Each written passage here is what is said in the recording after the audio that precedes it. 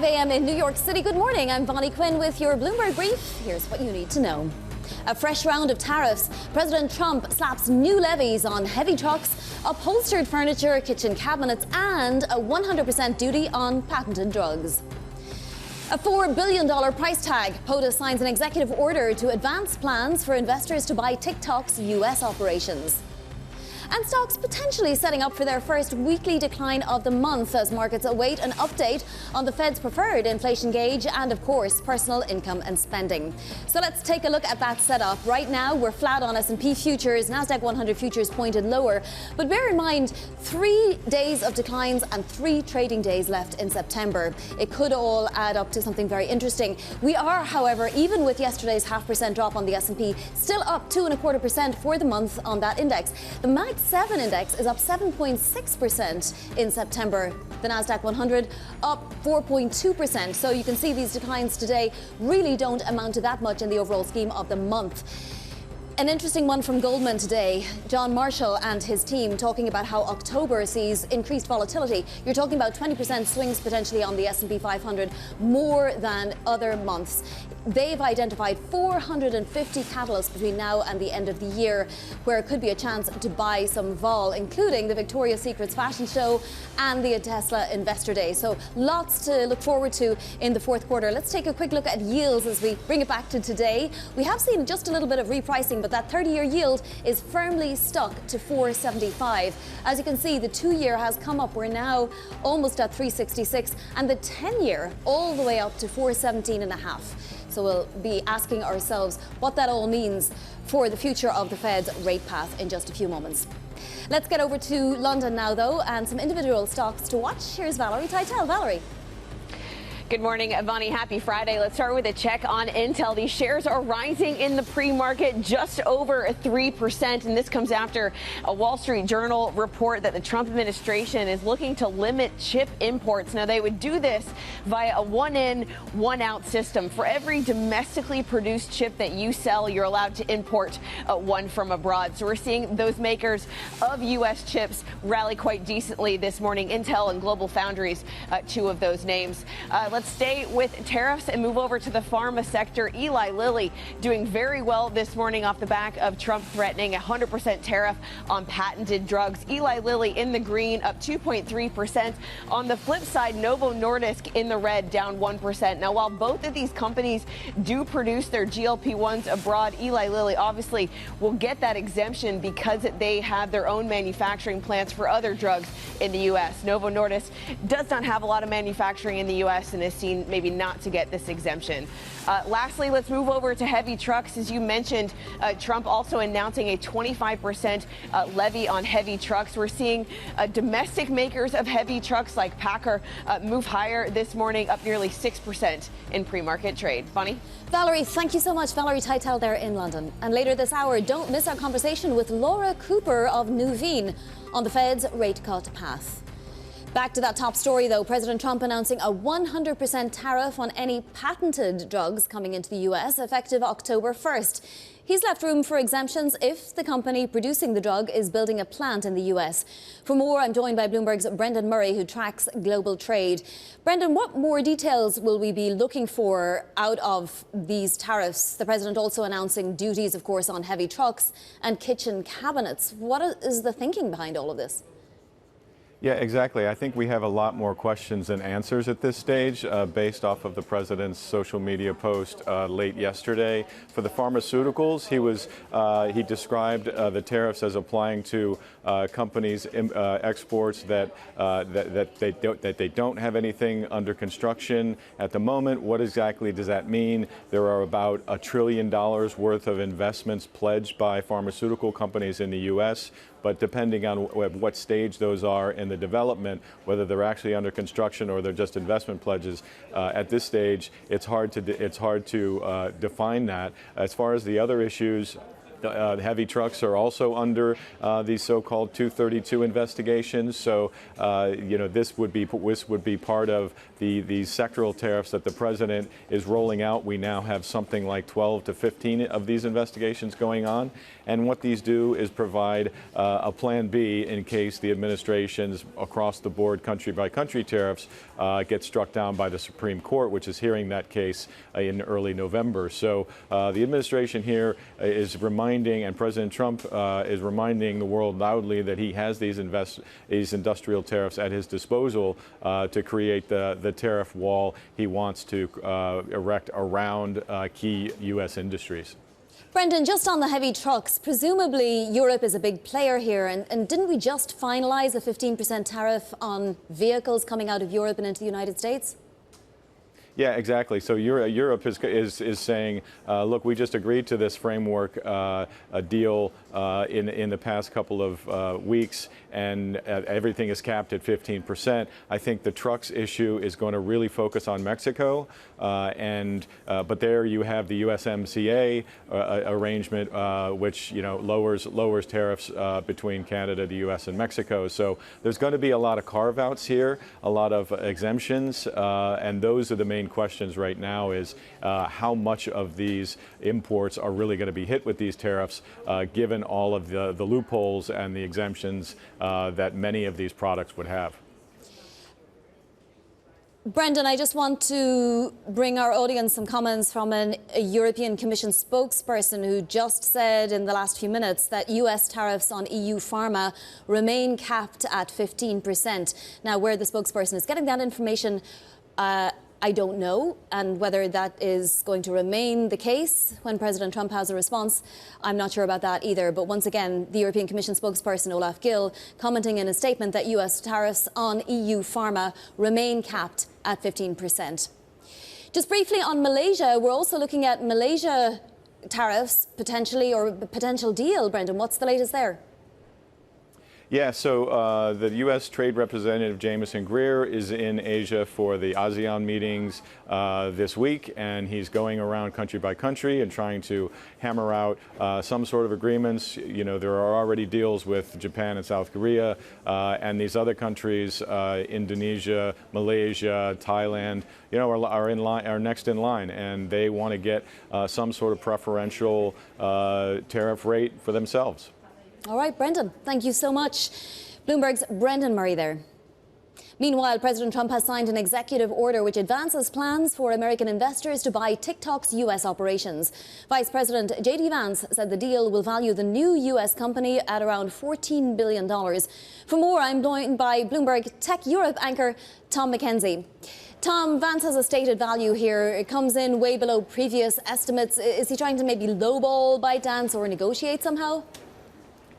Well, it's certainly a bit of a kick in the teeth for existing investors in ByteDance, and of course the TikTok business, which is the US business. It has been valued at $40 billion US dollars. Now the vice president is suggesting the valuation is 14 billion, which is well below what you would expect with a social media company the size of this, with 170 million active users in the United States. Certainly when you compare it to some of its competitors, whether that's Meta or whether it's YouTube, this is kind of way off in terms of valuations that existing investors would expect. Probably licking their lips will be Oracle and Silver Lake, because they're lined up, of course, to buy the business, to buy TikTok. Let's see whether that 14 billion holds. And J.D. Vance, to be fair to the vice president, did suggest that, look, part of this will come down to what the buyers are prepared to pay. They have 120 days now on the current time frame to get this deal properly across the line. We still don't know who's going to be operating TikTok in its new form, even if we know who the potential buyers are. So there's still some unanswered questions.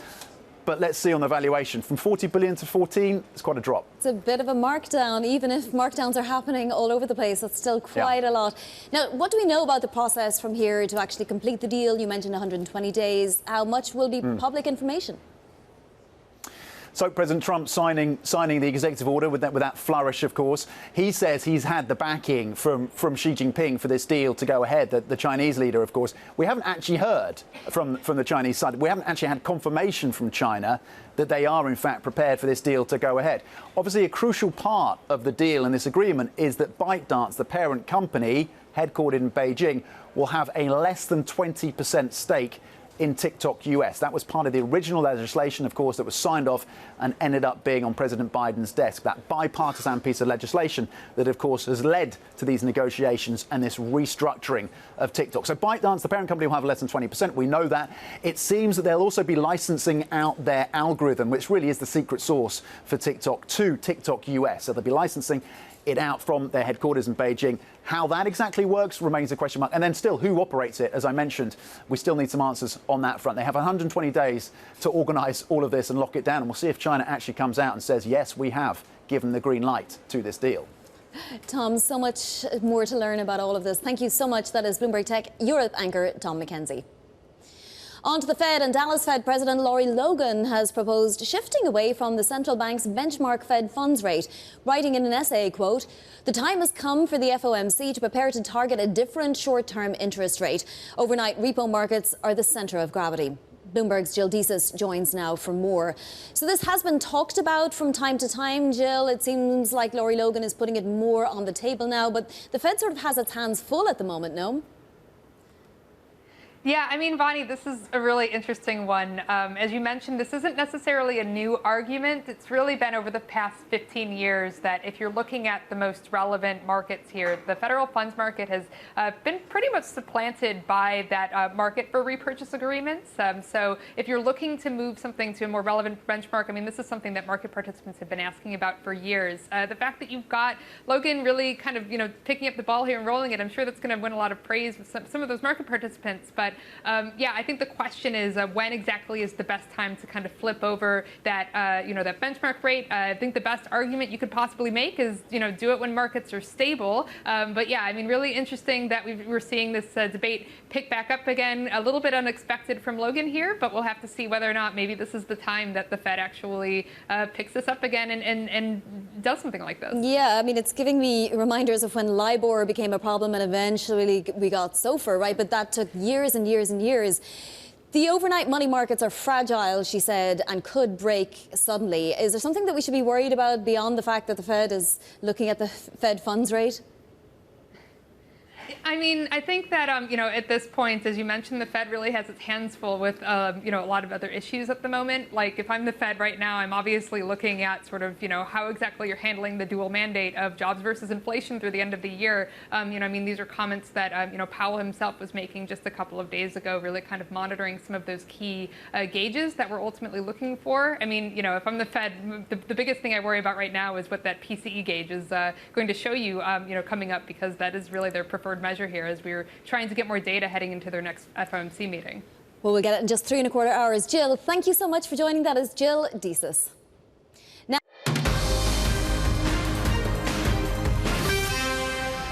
this is Bloomberg Brief. I'm Bonnie Quinn in New York. NATO countries have faced a series of airspace violations by purportedly Russian jets and drones in recent days, incidents that posed an unprecedented test of the alliance's credibility. NATO Secretary General Mark Rutte joined Bloomberg's editor-in-chief John Micklethwaite to discuss how it's preparing to defend its airspace. Let's face it, we have trained and prepared for these situations, and our fighter jet pilots know exactly what to do for 50 years now, from the Soviet days to now with Russia. We have had these incursions before. They will assess the danger, and if the danger is such that they feel they really have to take down the plane, then they can. But they can also decide that there is no imminent threat, and then they will escort them outside of the airspace. I think the message has got through to the extent that you don't expect the Russians to do it again. But again, there is a bit of a risk that we're all getting now thinking, hey, we need new rules or whatever. Yeah. The rules are there. We have our military people, our military commanders have all the rules at their hand, have all the authorities they need to deal with these situations. And this is not new. We are doing this for tens of years, decades. And we have seen this from the Russians. It is reckless, it's unacceptable. We're still assessing whether the drones in Poland and the fighter jets in Estonia, whether it was intentional. We don't know yet. Yeah. Still being assessed. Of course, with Copenhagen, with Denmark, I spoke with the Prime Minister this morning. There we are also still assessing who was behind this. Also very worrying what happened there, obviously, and we're all working on that. But when it comes to these fighter jets, that's not new. It's bad. It should stop. But our pilots know what to do, and if necessary, they can do the ultimate. Is there a difference, though, isn't there? Russian, with the fighter jets, there seems to be quite a clear policy, as you've said, that's been for years. Russian jets should not come into NATO airspace. The drones is much more complicated because there tend to be lots of them. They're hard to defend against it. And there you seem to have a kind of, there's the intentionality problem that you pointed out. Is this on purpose? Isn't it? But another big one is just having the kit to deal with them. Exactly. Because, as I understand it, what would happen at the moment is you might have to use a very expensive missile to shoot down a very cheap drone. Is there a kind of kit problem with this as well? In the short term, yes. And by the way, I was very proud of the Dutch fighter pilot last week who took down, or 2 weeks ago now, who took down these drones in Poland, F-35 pilot. And it's exactly what we need to do, because first of all, we have to prioritize the safety of our people. Yes. But you're right, it is not sustainable that you would take down $1,000 or $2,000 costing drones with missiles which cost you maybe $500,000 or $1 million. So this is why our Supreme Allied Commander in Europe, together with the colleague working on transformation, all of us in NATO are rapidly developing the technologies, learning from the Ukrainians, and we will start to apply that new technology over the coming weeks and months to make sure that next to the more traditional way to deal with this, we also have this drone interceptor technology at our hands. That was NATO Secretary General Mark Rutte speaking to Bloomberg. Joining us now for more is Bloomberg's Richard Bravo. So, Richard, what's your reaction to what the Secretary General had to say? I mean, he said the rules are there, but at what point does it become a NATO decision to down a jet? At what point does a country escalate it? What's that process? Well, I found it to be very, very interesting. I mean, we've had 3 incursions into NATO airspace in the past month, and nobody expects this to slow down or to stop. And what the Secretary General was saying was they are ready to use military force to stop Russian jets from doing this. But perhaps the most interesting thing that I think Mark Rutte admitted here was that NATO hasn't really stepped up to the task that confronts it right now. And if you're scrambling F-35s to shoot down drones from Russia, the drones which cost a couple $1,000 and these missiles cost $500,000, $1 million, that just doesn't make any sense. So if this was an example of Russia testing NATO's capabilities to stop these types of incursions, NATO didn't really carry itself in too much glory. No, and then in a Bloomberg scoop, we had that European diplomats had privately told Russia in Moscow that they're ready to shoot down jets. And yet in public, you have people like Emmanuel Macron really walking that back. So what is the story? Are European leaders ready to take that next step, even under the banner of NATO? Well, it seems like behind closed doors, they definitely want to send the message to Moscow that they are prepared to shoot down a Russian jet. But you do see leaders, as you mentioned, Macron, and we also had the German defense minister say, look, we don't want to play this game with Moscow. We don't want to escalate the situation or fall into Putin's trap. But there's also the element of strategic ambiguity. You don't really want Putin to know exactly what your limit is before you start firing those missiles. So I think there are a lot of different strategies here, and not everybody seems to be on exactly the same page, but they're trying to figure it out and yes. Step up their game. Richard, thank you so much for joining. That is Bloomberg's Richard Bravo there. This is Bloomberg Brief.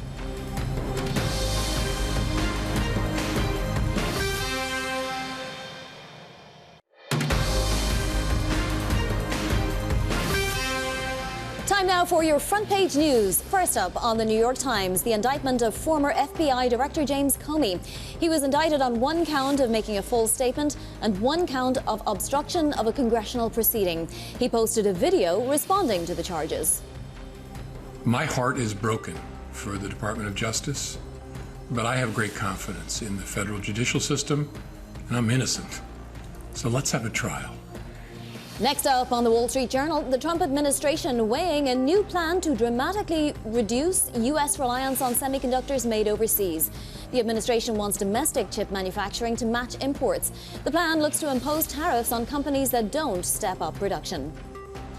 And the FT reports that UniCredit may offer to permanently increase the number of German nationals on its board of directors. This is part of takeover negotiations with Commerzbank to reflect the country's contribution to the group. Coming up, we're going to push ahead to PCE and the rest of the data with Laura Cooper of Nuveen, so do stay tuned. This is Bloomberg.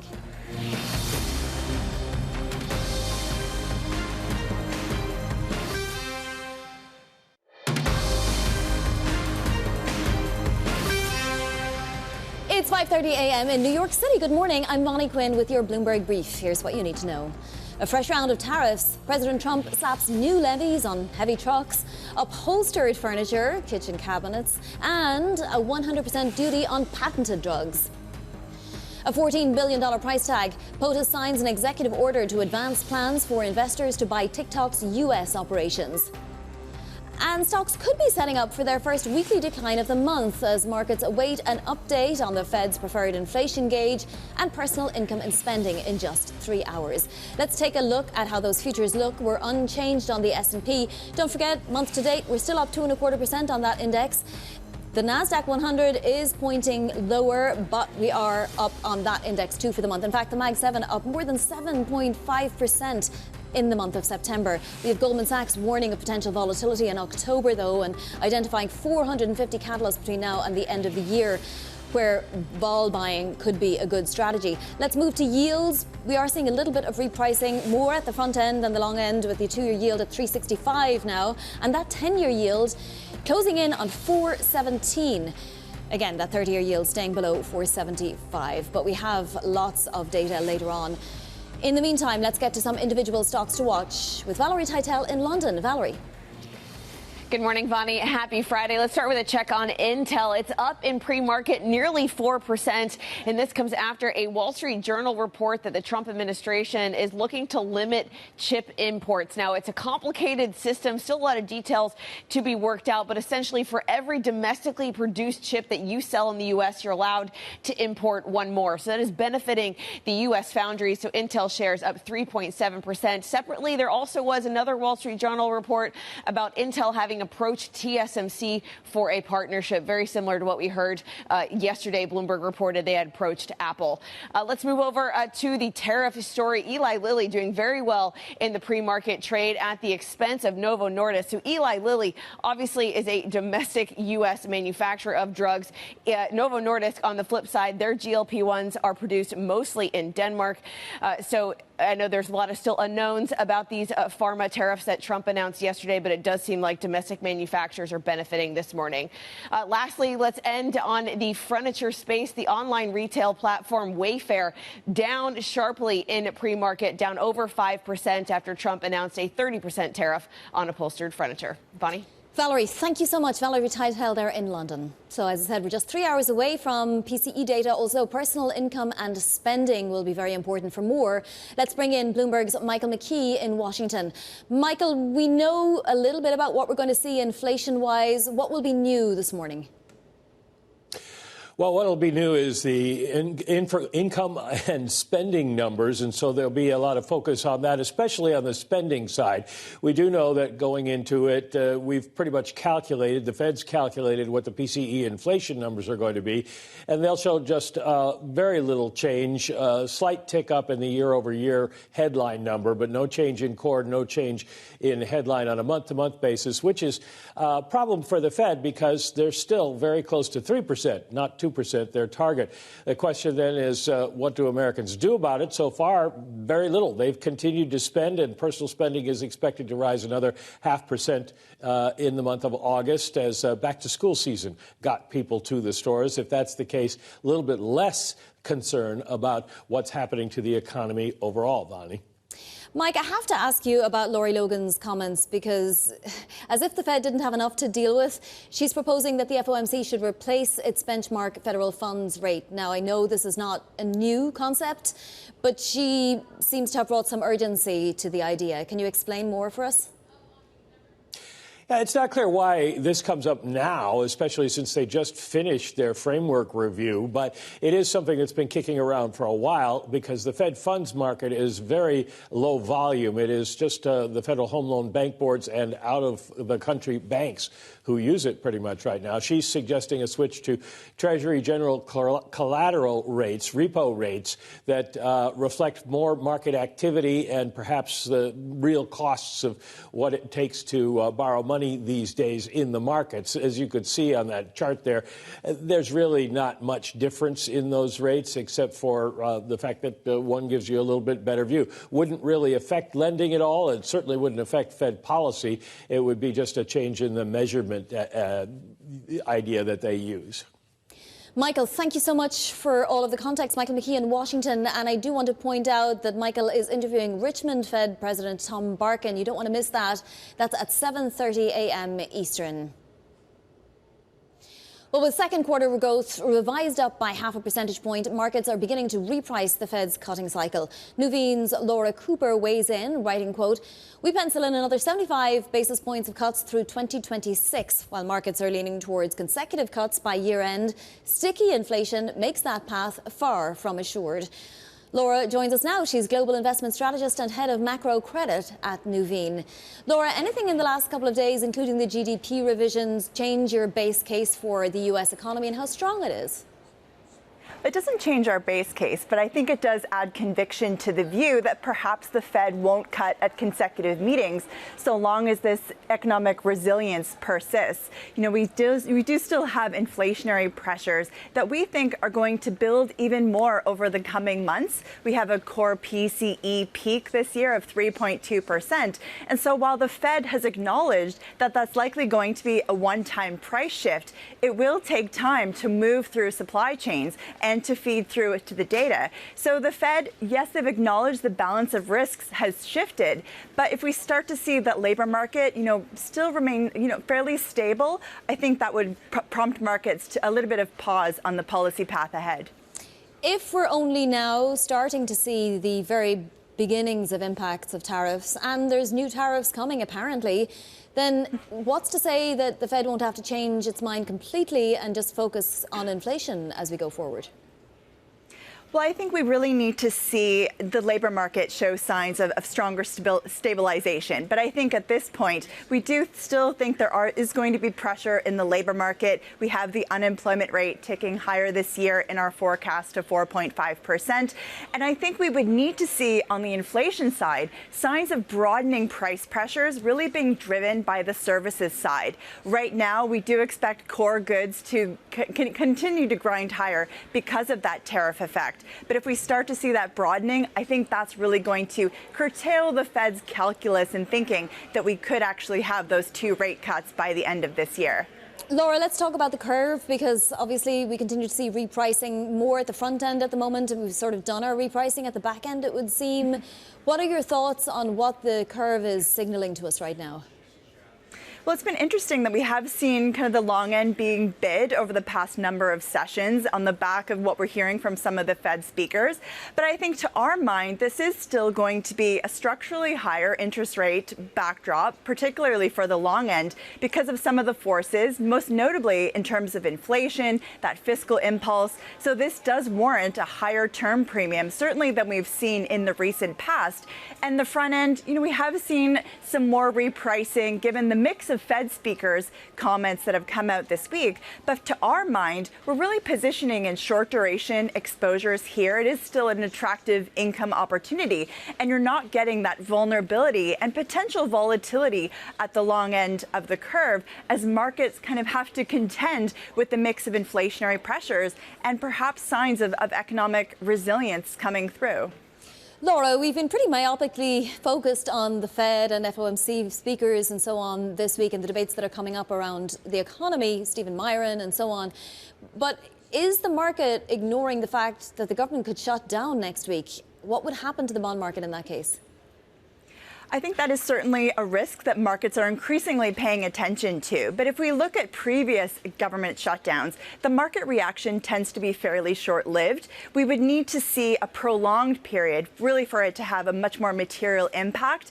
But this is coming at a time when markets have so much to contend with. We have the inflationary risks. We have the potential growth pressures with that key payrolls print that's really going to potentially be a pivot point for the Fed. And then markets are trying to contend with this mix of Fed speakers and around what that all means for the policy path. So there's so much uncertainty still to be had. And I think it's one of the reasons why we expect greater volatility going forward after September has shown that it really didn't have that traditional seasonal drawdown. Maybe that is still yet to come. Yeah, I mean, the move index has been really subdued in the last several months, even though we have seen movement, repricing and so on. Laura, I'm curious if at Nuveen you're considering what Laurie Logan is proposing, that the Fed's funds rate be scrapped as the thing that the Fed concentrates on. Do you have thoughts on that? Is now the time to be thinking about it? I think the timing is certainly interesting. I mean, if we take a step back, there has been this connection between the Fed funds rate and money markets rate has been more tenuous. And so given they really want to improve that monetary transmission mechanism, perhaps this is an important need going forward for them to make this change. But I think the challenge is it's all about the communication, how they emphasize why they're doing this change, and that it won't actually be disruptive to markets. And given just what markets have to contend with around the uncertainty coming from Fed speakers, really just this range of views around what the policy path could be, I think the timing around this just adds this additional complexity for markets to have to grapple with. She said something just a little chilling. She said overnight money markets are fragile and could break suddenly. Is there any catalyst that you see that we're not maybe seeing? I don't think at this juncture. I mean, I think so far we're seeing, financial markets are actually quite stable. I think there's a degree of kind of this excess reserves that is always kind of a key challenge that markets have to navigate. But I think at this point we're not seeing necessarily that catalyst. But of course, there's always these tail risks that market participants do have to contend with. And I think really the key focus in the near term will be around what that core PCE inflation print tells us today. I think market expectations really do expect that flat year-on-year rate, about 2.9%. But if we start to see signs of those services prices building, perhaps then we could see greater volatility. And I think that's really where market attention is going to focus on. Laura, thank you so much. Pleasure having you this morning. Laura Cooper of Nuveen. Now, two other top stories trending on the terminal this morning. Hedge fund manager David Einhorn sounds the alarm on the AI infrastructure splurge. Speaking at a panel in New York, he said many projects will be built, but investors may not see the payoffs they anticipate. OpenAI's Sam Altman has said he wants to spend, quote, trillions on infrastructure. Meta's Mark Zuckerberg has talked about spending hundreds of billions of dollars on data centers. Boeing lands one of its biggest deals this year. Turkish Airlines agreed to buy as many as 225 jets following a White House meeting between President Trump and Turkey's President Erdogan. Deliveries are scheduled between 2029 and 2034. Bloomberg sources say European diplomats warned the Kremlin this week that NATO is ready to respond to further violations of its airspace. This includes shooting down Russian planes. Russian officials have denied their planes crossed into Estonian airspace and have insisted that they are not trying to test NATO. Coming up, President Trump slapping fresh tariffs on pharma, trucks and furniture. More on that next. This is Bloomberg.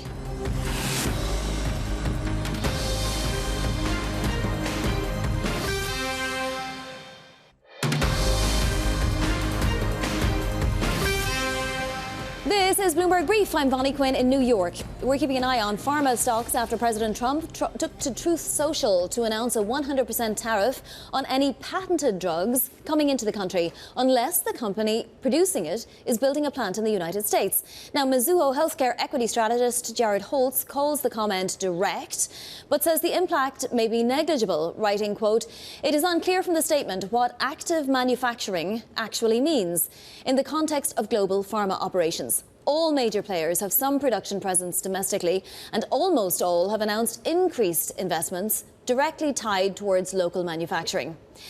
For more, let's bring in Sam Fazeli, Senior Pharmaceuticals Analyst for Bloomberg Intelligence. So, Sam, what could the president possibly want out of this? Does he want, a 15% cut? Oh, I mean, look, we've got 5 lines of text to work with here, where Jared Holtz, somebody I respect very much, clearly said that, look, if you just read the words that are written, most companies have significant manufacturing in the US, and they've also committed to breaking ground. Some have broken ground, some are about to break ground on new manufacturing. Whether it's to do with tariffs or not, or whether it was part of their business plan anyway, is kind of irrelevant here. And the other problem is, we've just heard the European Commission say that actually the tariffs stay at 15% based on everything else that has been done. So what's the point here? We were supposed to get some decisions by the White House on most favored nation pricing, which would have been much more draconian, for want of a better phrase, that by the 29th of September. So we're coming up against that date. I suspect the president has thought that it's necessary to start making comments about this issue. So you could even turn around and say this is positive, because there's no mention of MFN. And that would have been a very difficult day for pharma. Yeah, it's fascinating. There is usually some kind of a geopolitical strategy behind what the president does with tariffs. So perhaps you're getting at something there. 100% is a huge amount. Assuming that it goes through, which, is a huge assumption, what kind of impact would it have on people who need to buy drugs, patented drugs, that aren't off patent yet? Yeah, the cost for medications in the US goes through the roof. At the end of the day, there's no pharma company that can absorb 100% increase in their in the transfer price, I suppose. I don't know how the whole thing will be calculated. Anyway, as I said, there's only 5 lines of text for us to deal with. If it's on the transfer price that's coming into the US, if there is any drug that in fact is being used in the US that's coming from elsewhere, then that would eat into the pharma company's cost of goods. What do they do with that? Do they pass it on? If they pass it on, you're getting a significant increase in the cost of drugs for the end consumer. Now, I doubt any of this will come to fruition. I think this might stimulate pharma companies adding up their numbers, going back to the president, to the White House, saying, look, this is what we're doing. This is evidence of us doing what you're asking for. And I'm hoping on the 1st of October, actually nothing happens. Yeah, and it's so strange as well, because it would seem like it might give more of a level playing field to India, which is already dealing with tariffs. But if it's on patented drugs, wouldn't India have a leg up on those companies? We'll see. We'll see what happens. Yeah. Sam Fazeli, thank you so much. That is Sam Fazeli of Bloomberg Intelligence. Staying on tariffs, President Trump also announced that the US will be imposing duties on heavy trucks, kitchen cabinets, bathroom vanities and upholstered furniture. Bloomberg's White House correspondent Tyler Kendall joins us now. So Tyler, this other raft of levies, they're weirdly specific. What do we know about them? Yeah, exactly. They are really specific, but we actually knew that these were coming because the administration had launched a Section 232 investigation over national security concerns into these industries. And it's clear that this White House is trying to focus in on domestic manufacturing and really spread this as wide as possible, because we spoke about this yesterday on the program, Bonnie, but Section 232 tariffs are considered to be the ones that are planted in a more durable legal basis, as his broad-based tariffs enacted under IEEPA are facing legal challenges. So this is a 25% tariff on heavy trucks, 30% on upholstered furniture, 50% import fee on kitchen cabinets and bathroom vanities. But what is important to keep in mind here, particularly on those heavy truck tariffs, is that this is an industry that has been squeezed by other tariffs, right? Steel and aluminum have really impacted these truck makers, and we're already seeing those widespread impacts. I pulled one of the statistics. About 245,000 medium and heavy duty trucks were imported last year. That is worth more than $20 billion in trade flow. Oof. Let's move to tech, because we also had Vice President J.D. Vance saying that TikTok could be valued now at around $14 billion. That's 1-4. That seems to be a lowball offer compared to what TikTok's U.S. operations had been valued at. Right, had been valued at close to $40 billion. So, definitely a cut there. We heard this from the Vice President J.D. Vance, who said that ultimately this is going to be determined by the amount paid. And while the U.S. buyers will likely welcome this, our story points out that a lowball valuation, ByteDance and its existing investors may, quote, find it amusing if not insulting. There's a lot to dig in here, though. This deal is far from done. We did see President Trump yesterday sign this executive order declaring his support for it, saying that the deal would satisfy those national security concerns and that divest or ban law that Congress had ultimately passed last year. But really importantly, we're still waiting on a lot of key details here, including what the actual makeup of the investors is going to look like. We have been reporting, of course, that Oracle is going to take a lead stake here, including when it comes to managing that algorithm. But Vani, as you well know, that the structure of this deal is supposed to be new outside U.S. investors, the existing investors, and then leaving ByteDance with a less than 20% equity stake. Tyler, it's been so fun to have you in New York all week. Tyler is usually in Washington. She's Bloomberg's White House correspondent, Tyler Kendall. Coming up, Fed speak and fresh PCE data. We'll get you set up for your trading day. This is Bloomberg.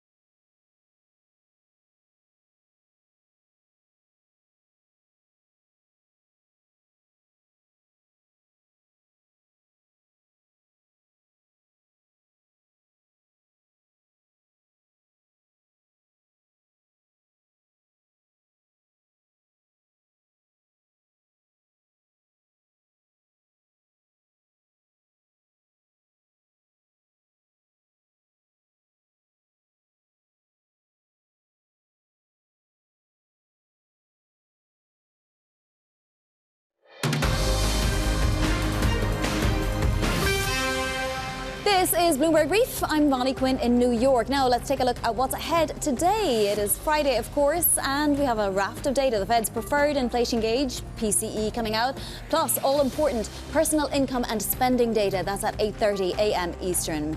Fed speak as well, coming from Barkin and Bowman throughout the day. And don't miss Michael McKee's conversation with Tom Barkin. That's at 7:30 a.m. Eastern. And the United Nations General Assembly on its fourth day. Speeches scheduled today from Israel, China and the United Kingdom. Plus, the Ryder Cup kicks off. President Trump is scheduled to attend at Bethpage in New York at noon. Let's take a look at some of the movers pre-market. Intel up another 4% or so pre-market. That US plan to cut reliance on chips abroad, giving it another day of momentum. Now, this 25% tariff on heavy truck imports starting October 1st, which is basically next Wednesday, is having an impact on some domestic truck companies like PACCAR, which is up 5.5%, as you can see. Remains to be seen if that tariff does go into effect, but it's out there. Wayfair is another tariff story. It is lower by 5.25%. Of course, it imports a lot of its furniture, and we have news of a 30% tariff on upholstered furniture imports from the president as well. So Wayfair just taking a little ding off the back of that. But let's take a look at the macro picture, because we have just 3 trading days left in September. We've been down for 3 days. The S&P looks to be pointed higher. Nasdaq 100 futures coming back to flat. They were much lower earlier. And don't forget, the Mag 7 in September is up 7.6%, up 7.6% in September. So 3 more days to see if we can turn that around and make it a typical September. Russell 2000 again pointed lower. Yields picture very important. We have the front end coming up a tiny bit and the back end staying roughly where it is. That 10-year yield at 4.17 practically. That's it for Bloomberg Brief.